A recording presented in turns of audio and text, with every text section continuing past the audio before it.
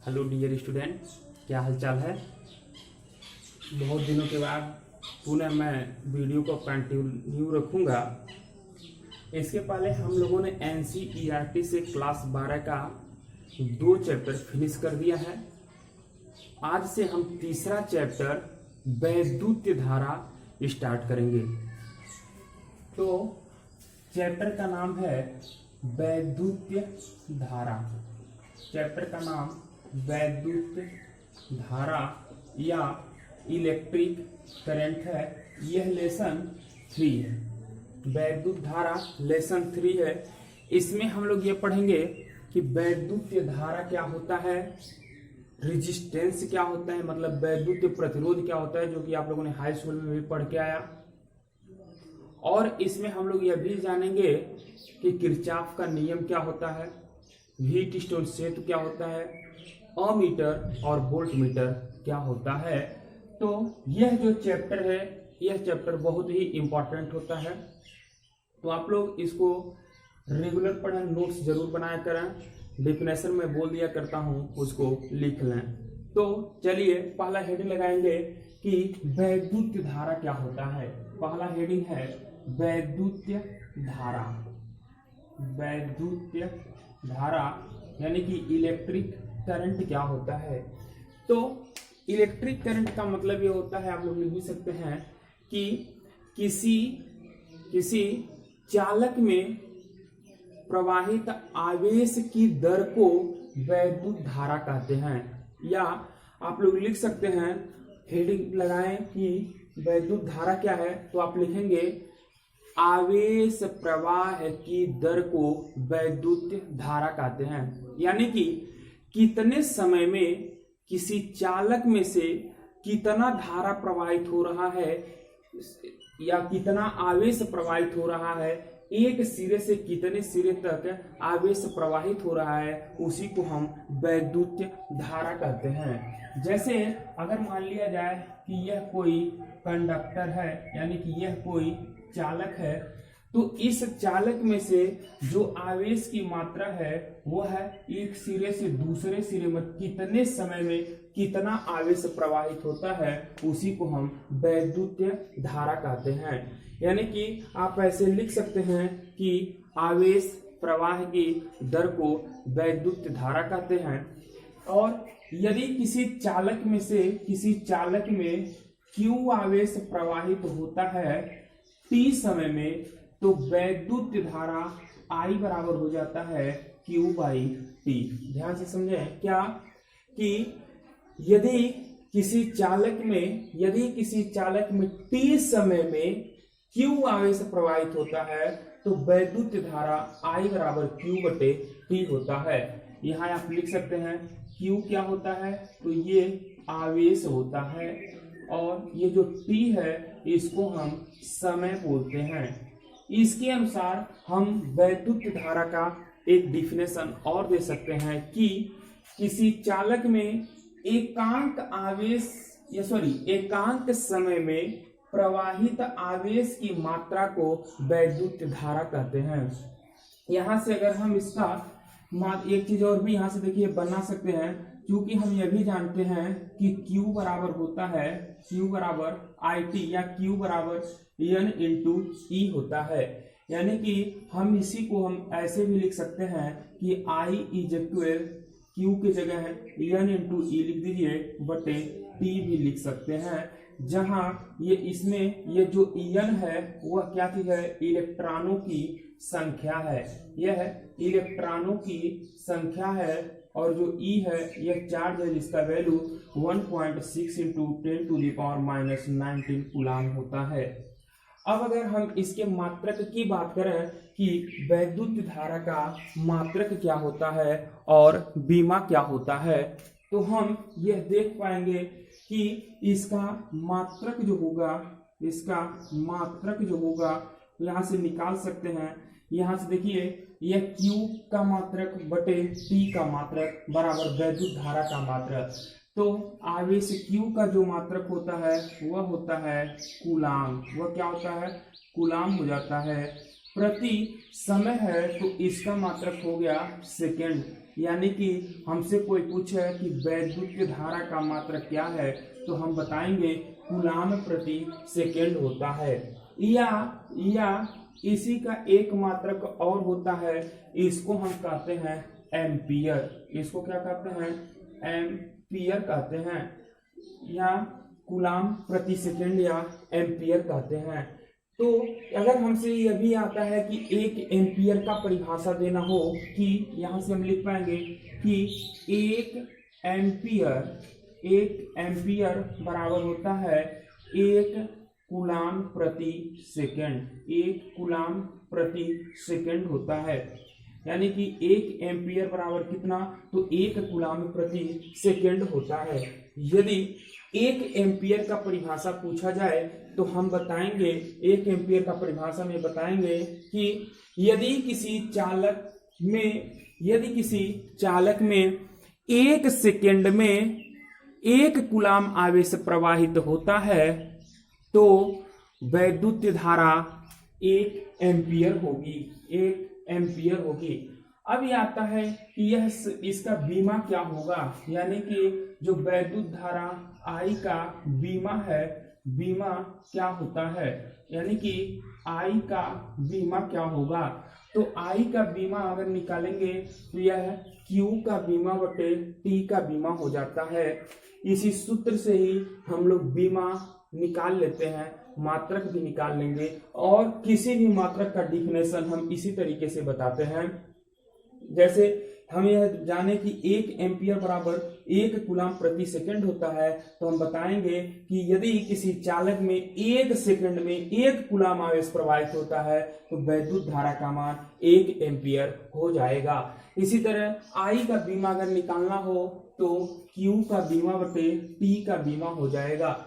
जैसे Q का बीमा क्या चीज होता है, तो ये हम जानते हैं Q आवेश है, और आवेश का बीमा हम लोग जानते हैं कि AT होता है, और समय का बीमा जो है वह T होता है। यानी कि इसका जो बीमा होगा T से T कैंसिल हो जाएगा और केवल क्या हो जाएगा, I का बीमा A हो जाता है। अब यह आता है कि यह सदिश राशि है या अदिश राशि है। यह सदिश राशि है या अदिश राशि है, तो इसमें हम ये जानेंगे एक्चुअली यह न तो सदिश, ध्यान देंगे, यह न तो सदिश राशि होता है और न तो अदिश राशि होता है। ऐसी राशियां जिनमें दिशा भी हो और उसमें परिमाण भी हो, फिर भी वो राशि सदिश नहीं है, तो ऐसी राशियों को हम टेंसर राशि कहते हैं। यानी कि ये जो वैद्युत धारा है वह कैसी राशि होती है, तो टेंसर राशि इसको कहते हैं। क्योंकि हम यह जानते हैं कि ऐसी राशियां जिनमें केवल परिमाण होता है, दिशा नहीं, उसको हम अदिश राशियां कहते हैं। लेकिन वैद्युत धारा में डायरेक्शन भी होता है, दिशा भी होता है और इसका परिमाण भी होता है, फिर भी हम इसको अदिश राशि या सदिश राशि नहीं कहते हैं, फिर भी हम इसको अदिश राशि ही क्यों कहते हैं? क्योंकि जो वैद्युत धारा होता है वो उसमें मैग्नीट्यूड भी है और डायरेक्शन भी है, फिर भी यह सदिश त्रिभुज के सदिश नियम का पालन नहीं करता है, इसलिए यह जो I है वह अदिश राशि माना जाता है। लेकिन अगर कहीं आपको बताना हो अदिश राशि है कि सदिश राशि है कि टेंसर राशि है, तो आप बताएंगे कि I जो होता है वह टेंसर राशि होता है। ऐसे टेंसर राशियां किसे कहते हैं? तो ऐसी राशियां जिनमें दिशा भी होता है और मैग्नीट्यूड यानी कि परिमाण भी होता है, फिर भी वह त्रिभुज के सदिश नियम का पालन नहीं करते हैं, उनको हम टेंसर राशियां कहते हैं। तो मुख्य रूप से जो ये है वह टेंसर राशि है। लेकिन हम यहाँ ये मान लेते हैं कि यह जो I होता है वह कैसा राशि है? अदिश राशि है। कैसी राशि है? तो अदिश राशि होता है। ठीक है, यानी कि इसको हम साधारण बीजगणितीय विधि के द्वारा जोड़ अथवा घटा सकते हैं। इसको हम साधारण बीजगणितीय विधि के द्वारा जोड़ा या घटाया जा सकता है। अब यहां से एक बात यहां तक हम लोगों ने सीखा कि यह अदिश राशि है। फिर देखिए क्या अर्थात इसका मतलब यह हुआ कि किसी भी बिंदु पर समस्त धाराओं का जो योग होता है वह शून्य होता है। समस्त धाराओं का योग जो होता है वह शून्य होता है। यदि हम यह मान लें कि इस तरीके से एक पॉइंट है, इस पे बहुत सारी रेखाएं कुछ आ भी रही हैं, कुछ जा भी रही हैं। जैसे अगर मान लिया जाए यह I1 है और ये क्या है I2 है, ये I3 है, ये I4 है और इसी प्रकार ये जो है I5 है। ठीक है, तो इस नियम के अनुसार ये होता है कि जो भी राशि जो इस पे आ रहा है, ठीक है, ये है जो भी क्वांटिटी इस पे ये आएगा, जो इस पे आ रहा है उसको आप प्लस ले लेते हैं और जो निकल रहा है उसको माइनस ले लेते हैं, तो सभी का जो योग होगा वह 0 हो जाता है। फिर से सुने कि वैद्युतीय या किसी चालक के किसी भी बिंदु पर मिलने वाली समस्त रेखाओं का या समस्त वैद्युत धारा का योग 0 होता है। या आप ऐसे कह सकते हैं कि आने वाली धाराओं का योग जाने वाली धाराओं के योग के बराबर हो जाता है। जैसे इसमें हम ये देख रहे हैं, ये ऐसे कर दिया जाए, इसको I2 कर दिया जाए, इसको बाहर कर दिया जाए तो ये ज्यादा सूटेबल होगा, यह ज्यादा सूटेबल हो जाएगा। या एक मिनट, इसको हम चाहे तो ऐसे चेंज कर दे रहे हैं, यह I1 है, यह I2 है और यह I3 है, ये I4 है, यह I5 है, इसी तरह कुछ भी होगा। तो मेरे कहने का मतलब यह है कि जितनी आ रही हैं वह जितनी निकल रही है उसके बराबर होगा। जैसे I1, I2 और I3, ये डायरेक्शन देखिए, मैं आने वाला डायरेक्शन दिखाया हूं, इसलिए I1 plus I2 plus I3 जो होगा वह निकलने वाली धाराओं के योग के बराबर होगा।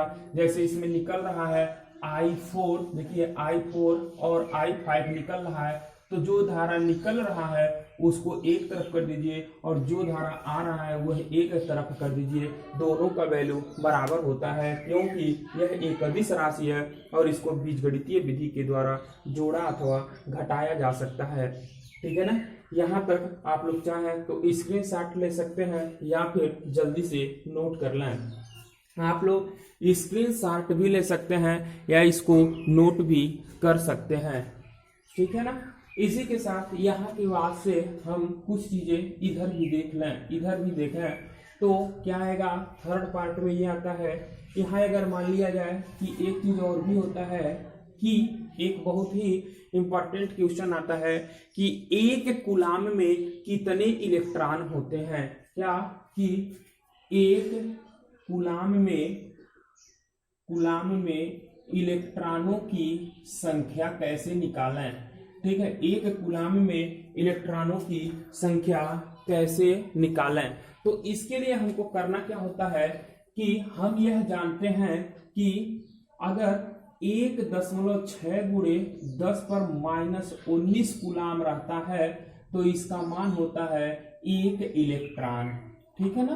क्या 1 इलेक्ट्रॉन, यानी कि 1 इलेक्ट्रॉन पर जो आवेश होता है वह 1.6 गुणे 10 पर -19 कूलाम होता है। हमारा क्वेश्चन क्या है, हमारा क्वेश्चन यह है कि एक कूलाम में कितने इलेक्ट्रॉन होते हैं। बच्चे गलती कर देते हैं, डायरेक्ट 1.6 गुणे 10 पर -19 लगा देते हैं, जो कि गलत है, क्योंकि हम यह जानते हैं कि 1.6 गुणे 10 पर 19 कूलाम रहेगा तब 1 इलेक्ट्रॉन होगा। तो हमसे यह कह रहा है अगर यह 1 कूलाम हो जाए तब कितने इलेक्ट्रॉन होंगे। तो इसको आसानी से निकाला जा सकता है। हम यह जानते हैं कि अगर 1.6 गुणे 10 पर -19 कूलाम होगा तो उसको हम 1 इलेक्ट्रॉन कहते हैं। तो अगर हमसे पूछा जाएगा 1 कूलाम, क्या पूछा जाएगा 1 कूलाम, तो हम क्या करेंगे, 1 में हम भाग दे देंगे 1.6 गुणे 10 पर -19 का और ये इतने इलेक्ट्रॉन हो जाएंगे। जैसे हमको अगर ये पता रहता है कि 10 कलम का दाम 50 रुपए है तो 1 कलम का दाम कितना, तो हम क्या करते हैं 10 कलम से 50 में क्या करते हैं भाग दे देते हैं। उसी प्रकार इतने में 1 इलेक्ट्रॉन, तो 1 का निकालेंगे तो इससे इधर क्या करेंगे भाग कर देंगे। अब इसी को जब हम सॉल्व करेंगे तो हमको फाइनली मिलेगा कि 1 कूलाम बराबर, जब सॉल्व करेंगे तो ये देखिए ये हो जाएगा 1/1.6 गुणे 10 पर पावर 19 हो जाएगा। ये 10 पर पावर 19 हो जाएगा और सॉल्व करेंगे तो हम इसको चाहे तो ऊपर नीचे, ये देखिए ऊपर नीचे, ये -19 है, ऊपर या प्लस हो गया, सबको समझ में आना चाहिए। ये इलेक्ट्रॉन है, ठीक है। ये देखिए ऊपर नीचे अगर हम 10 का गुणा कर दें तो ऊपर 10 हो जाएगा और नीचे 16 हो जाएगा, यानी कि दशमलव के एक अंक के बाद ये है तो ये हो गया। फिर देखिए इसमें कि 19 है, इसका मतलब कितना जीरो, 10 के आगे कितना जीरो होगा, 19 होगा। अगर उसमें से एक जीरो हम इसमें लिख दें तो अब क्या बचेगा, 10 पर केवल 18 बचेगा, क्योंकि इसका एक जीरो हमने यहाँ लिख दिया। अब जब इसको सॉल्व करेंगे तो सॉल्व कीजिए तो 16 छक्के कितना होता है, 96 होगा। 100 है, 16 छक्के 96 होगा, 4 बचेगा।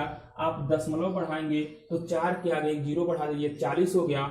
और फिर करेंगे तो ये 6 छक्के कितना हो जाएगा, 36।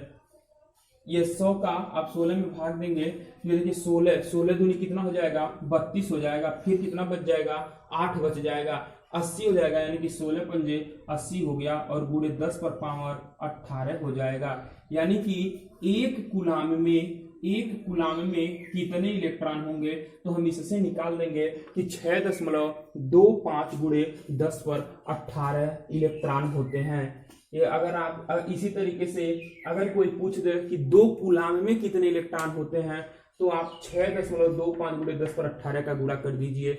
अगर हमसे कोई कहता है कि 3 कूलाम में कितने इलेक्ट्रॉन होंगे, तो आप 3 का इसमें गुणा कर दीजिए। मेरे कहने का मतलब यह है कि आप यह याद कर लें कि एक कूलाम में जो इलेक्ट्रॉनों की संख्या होती है वह होती है 6.25 गुणे 10 पर पावर 18। अब चाहे जितना का कहेगा, हमसे पूछेगा 100 कूलाम में कितने इलेक्ट्रॉन होते हैं, तो आप 6.25 गुणे 10 पर पावर 18 में 100 का गुणा कर देंगे और वह आपका आंसर हो जाएगा।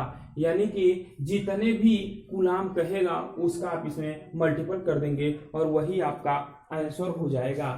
फिर इसी तरीके से नेक्स्ट आता है, एक क्वेश्चन और भी कर लिया जाए, इसको हम मिटाते हैं। ये देख लीजिएगा, पहले ये वाला पार्ट है, फिर ये पार्ट लिखना है, फिर ये वाला पार्ट लिखना है। इसी तरीके से केवल एक क्वेश्चन और किया जाए। एक क्वेश्चन में हमको क्या करना है कि यदि हमसे पूछा, हमसे क्वेश्चन कर दिया, एक फिगर दे रखा है, ये फिगर मान लीजिए दे रखा कि इस तरीके से एक फिगर दे दिया किसी,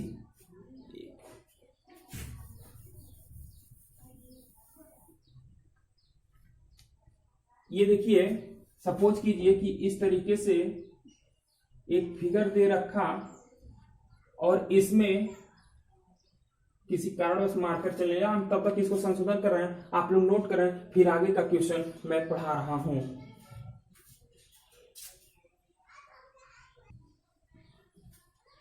हाँ देखिए, अगर मान लिया जाए कि हमसे एक क्वेश्चन पूछ दिया और वह क्वेश्चन है कि इस तरीके से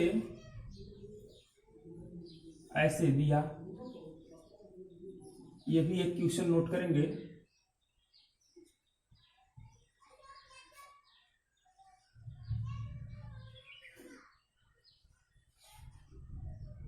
मान लीजिए कि यह 2 एम्पियर है, यह 3 एम्पियर है और यह 6 एम्पियर है। ये मान लिया जाए कि 7 एम्पियर है और ये 4 एम्पियर है। ये इसको छोड़िए, ये 4 एम्पियर है और इसका वैल्यू आई है। ध्यान देंगे, हमारे पास एक क्वेश्चन है, एक फिगर दे दिया है। इस फिगर में यह एक जंक्शन है, यह एक जंक्शन है। यहाँ पर ये जो धारा है 6 एम्पियर, 2 एम्पियर और 3 एम्पियर इस जंक्शन पे आ रहा है और 7 एम्पियर, आई एम्पियर और 4 एम्पियर की धारा यहाँ से निकल रहा है।